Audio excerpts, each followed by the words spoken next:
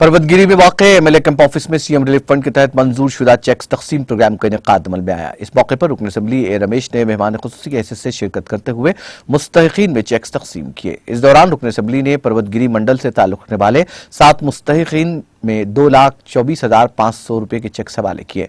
इस मौके पर खिताब करते हुए रुकन असम्बली रमेश ने कहा कि तेलंगाना हुकूमत गरीब और कमजोर तबकात की फलाह बहबूद और सेहत की मुकम्मल यकीन दहानी करा रही है।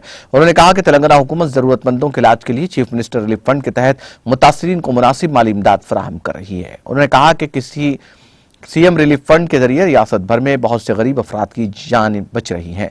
रुकन असम्बली ने यकीन दिलाया कि वज़ीर आला केसीआर रियासत में सेहत और तालीम पर बहुत ज्यादा जोर दे रहे हैं और जो लोग बीमारी में मुब्तला हैं उन्हें खौफजदा नहीं होना चाहिए, उन्हें हुकूमत की जानिब से माली इमदाद फराहम की जाएगी।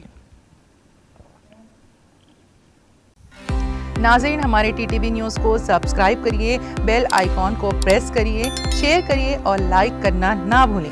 और किसी एडवर्टाइजमेंट से मुताल्लिक़ जानकारी के लिए हमारे इस नंबर पर कांटेक्ट कीजिए। हमारा नंबर है 9550102020।